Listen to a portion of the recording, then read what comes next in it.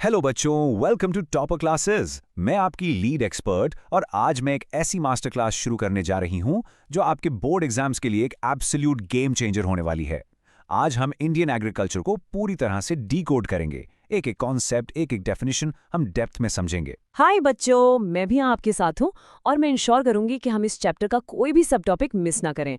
Ma'am, मुझे पता है कि ये चैप्टर काफी लंबा लगता है, पर जिस तरह से आज हम इसे ब्रेक डाउन करने वाली हैं, आप सबको सब कुछ क्लास में ही याद हो जाएगा। तो चलिए बिना किसी डिले के शुरू करते हैं। एग्जैक्टली। आज के इस सेशन में हम टोटल 5 टॉपिक्स कवर करने वाले हैं। Number 1, importance of agriculture. Number 2, types of farming systems. Number 3, the cropping seasons. Number 4, major food crops. और finally number 5, millets and maize. Section 1, importance of agriculture. तो मैम, सबसे पहले ये समझते हैं कि आखिर एग्रीकल्चर को हमारी कंट्री की आइडेंटिटी और इकोनॉमी की फंडामेंटल बैकबोन क्यों माना जाता है। हम हमेशा सुनते हैं कि India is an agriculturally important country, पर इसका एक्चुअल डेटा क्या कहता है? देखो बच्चों, इसका पूरा कोर लॉजिक इस एक सिंपल फ्रैक्शन में छुपा है, 2/3। हमारी कंट्री की 2/3 पॉपुलेशन डायरेक्टली एग्रीकल्चरल एक्टिविटीज पर डिपेंड करती है। एग्रीकल्चर हमारी सबसे बड़ी प्राइमरी एक्टिविटी है। ये सिर्फ हमारे कंज्यूम करने के लिए फूड ग्रेन्स ही प्रोड्यूस नहीं करती, बल्कि हमारी इंडस्ट्रीज के लिए एसेंशियल रॉ मटेरियल्स भी जनरेट करती है, जैसे कॉटन टेक्सटाइल के लिए कॉटन या शुगर इंडस्ट्री के लिए शुगर केन। और हाँ, हम टी, कॉफी और स्पाइसेस जैसी चीजें एक्सपोर्ट भी करते हैं, जिससे इकोनॉमी को बहुत बड़ा बूस्ट मिलता है। Section 2, Types of Farming Systems. लेकिन मैम, एक डाउट है, सभी फार्मर्स एक ही तरीके से तो खेती नहीं करते ना। इंडिया का फिजिकल एनवायरनमेंट और टेक्नोलॉजिकल नो हाउ इतना वेरीड है, तो हमारे पास कितने टाइप्स है फार्मिंग के? बहुत ही अच्छा सवाल पूछा तुमने। फार्मिंग बेसिकली सब्सिस्टेंस से लेके कमर्शियल टाइप्स तक वेरी करती है। सबसे बेसिक लेवल पर आती है प्रिमिटिव सब्सिस्टेंस फार्मिंग। आज भी इंडिया के कुछ पॉकेट्स में ये प्रैक्टिस होती है। इसमें क्या होता है कि फार्मर्स जमीन के छोटे पैचेस यानी स्मॉल पैचेस ऑफ लैंड पर खेती करते हैं। वो मॉडर्न मशीन्स नहीं, बल्कि एकदम प्रिमिटिव टूल्स यूज करते हैं, जैसे हो, डाव और डिगिंग स्टिक्स। और सबसे इंपॉर्टेंट बात, इसमें कोई आर्टिफिशियल इरिगेशन या फर्टिलाइजर्स यूज नहीं होते। ये totally monsoon, natural soil fertility और नेचुरल एनवायरमेंटल कंडीशंस पर डिपेंड करती है। लेकिन मैम, अगर सॉइल अपनी फर्टिलिटी नेचुरल तरीके से खो दे, तब उन फार्मर्स का क्या होता है? वही तो इस प्रोसेस का सबसे बड़ा मैकेनिक है, जिसे हम स्लैश एंड बर्न एग्रीकल्चर कहते हैं। बच्चों, ध्यान से सुनना, ये एग्जाम के लिए बहुत जरूरी है। जब सॉइल की फर्टिलिटी कम होने लगती है, तो फार्मर्स उस पैच को छोड़ देते हैं। वो नए लैंड पैच पर जाते हैं, वहां के पेड़ पौधों को स्लैश करते हैं और बची हुई वेजिटेशन को बर्न कर देते हैं। उनकी राख सॉइल में मिक्स होकर नेचुरल फर्टिलाइजर का काम करती है। जब तक नए पैच की फर्टिलिटी बनी रहती है, वो वहां अपनी फैमिली को सस्टेन करने के लिए सीरियल्स उगाते हैं। पुराने जमीन के पैच को नेचर खुद ही नेचुरल प्रोसेसेस के थ्रू दोबारा फर्टाइल बना देती है। क्योंकि इसमें मॉडर्न इनपुट्स यूज नहीं होते, इसलिए इसकी लैंड प्रोडक्टिविटी काफी लो होती है। अब ये लोकल नेम्स आपके बोर्ड एग्जाम्स के लिए एक एब्सोल्यूट गोल्ड माइन है। इस स्लैश एंड बर्न एग्रीकल्चर को इंडिया और दुनिया में अलग अलग लोकल नेम्स से जाना जाता है। एग्जाम में सीधा मैच द फॉलोइंग या 1 मार्क क्वेश्चन आता है यहाँ से। नॉर्थ ईस्ट इंडिया में इसे झूमिंग कहते हैं, मध्य प्रदेश में बेवर या धाइया, आंध्र प्रदेश में पोडू या पेंदा, ओडिशा में पामादाबी, खामन या ब्रिंगा, और इंटरनेशनली भी इसके नाम है, जैसे मेक्सिको और सेंट्रल अमेरिका में मिल्पा और ब्राजील में रोका। बच्चों, मैं बता रही हूँ, ये लिस्ट आपको टिप्स पर याद होनी चाहिए। लेकिन मैम, प्रिमिटिव फार्मिंग तो वहाँ ठीक है जहाँ लैंड ज़्यादा हो और लोग कम। अगर लैंड बहुत छोटा हो और पॉपुलेशन प्रेशर बहुत ज़्यादा हो, तब फार्मर्स क्या करते हैं? तब एंट्री होती है इंटेंसिव सब्सिस्टेंस फार्मिंग की। इसे समझने के लिए एक पिज्जा एनालॉजी सोचो। आपके पास पिज्जा का एक ही स्लाइस है, मतलब लिमिटेड लैंड, लेकिन खाने वाले 8 लोग हैं, यानी हाई पॉपुलेशन प्रेशर।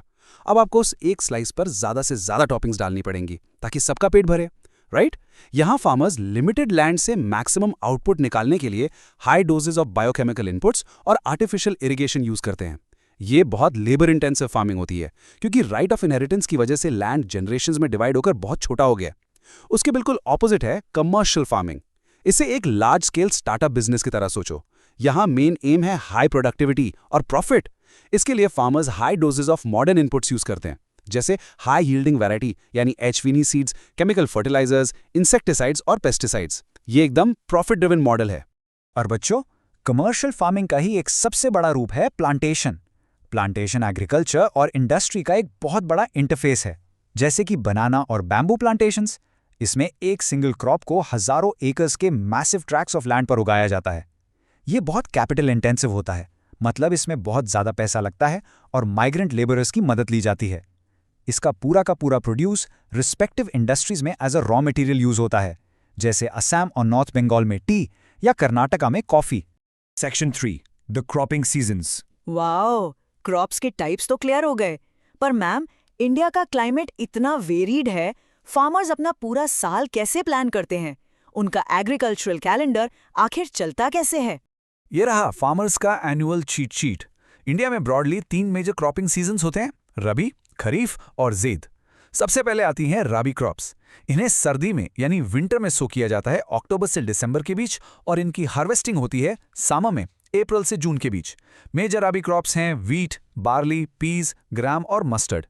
फिर आती हैं खरीफ क्रॉप्स। जैसे ही इंडिया में मॉनसून ऑनसेट होता है, इनकी सोइंग शुरू हो जाती है।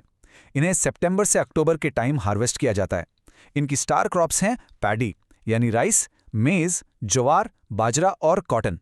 और इन दोनों के बीच में जो एक छोटा सा समर सीजन आता है, उसमें फार्मर्स ज़ैद क्रॉप्स उगाते हैं, जैसे वाटरमेलन, मस्कमेलन, क्यूकम्बर और बाकी वेजिटेबल्स। ये टेबल एग्जाम में जरूर याद करके जाना बच्चों। Section 4 major food crops. बिल्कुल, तो अब जब हमने सीजन समझ लिए हैं तो वक्त आ गया है इंडिया के 2 सबसे critical or staple food crops को डेप्थ में समझने का, राइस और व्हीट। ये दोनों क्रॉप्स हमारी कंट्री के लिए कितनी इंपॉर्टेंट है, इसका अंदाजा इस बात से लगता है कि इन पर हमेशा लॉन्ग आंसर क्वेश्चंस आते हैं। सही कहा तुमने। सबसे पहले बात करते हैं राइस की। बच्चों, मेजॉरिटी ऑफ इंडियंस का स्टेपल फूड क्रॉप राइस ही है। ये एक क्विंटेसेंशियल खरीफ क्रॉप है। और एक बहुत प्राउड फैक्ट बताऊं, India is the second largest producer of rice in the whole world, just after China. लेकिन मैम, अगर राइस और व्हीट दोनों हमारी मेन क्रॉप्स हैं और दोनों बिल्कुल अलग सीजन्स में उगती हैं, तो उनकी एनवायरमेंटल नीड्स, उनका टेम्परेचर और उनका रेनफॉल रिक्वायरमेंट आपस में कितना डिफरेंट होता है? ये डिफरेंस बोर्ड एग्जाम्स का एब्सोल्यूट फेवरेट क्वेश्चन है। इनके रिक्वायरमेंट्स को ध्यान से समझते हैं। राइस एक खरीफ क्रॉप है।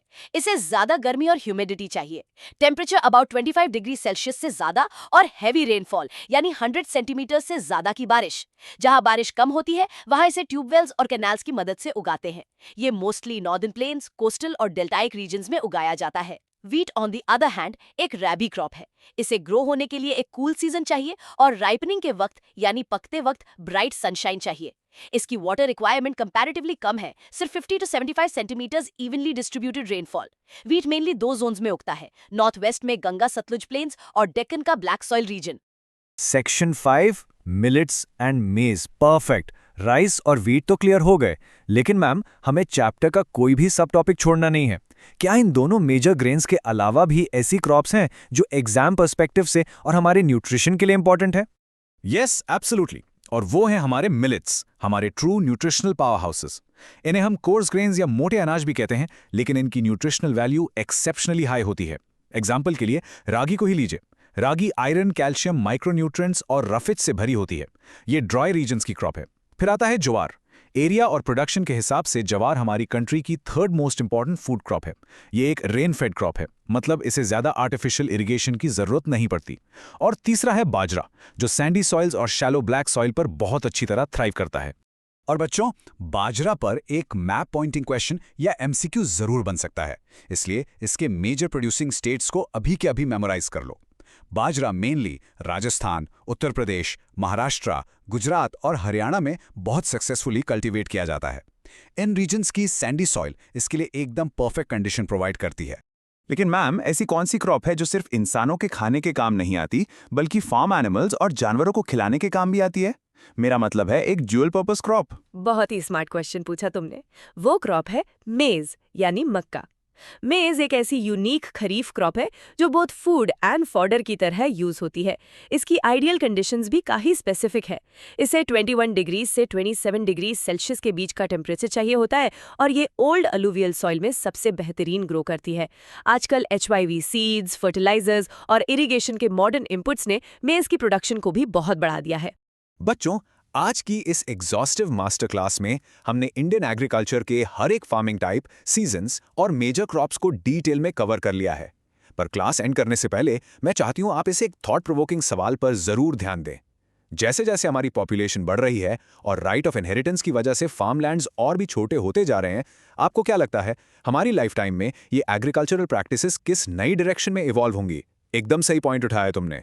फ्यूचर में फूड सिक्योरिटी के लिए हमारे फार्मर्स को नए इनोवेशंस करने ही पड़ेंगे। बच्चों, इस सवाल के बारे में जरूर सोचना। आज के लिए टॉपर क्लासेस से बस इतना ही। हमने पूरा सिलेबस एग्जाम रेडी फॉर्मेट में कंप्लीट कर लिया है। Keep revising these concepts and you will absolutely ace your board exams. Take care और हैप्पी स्टडी।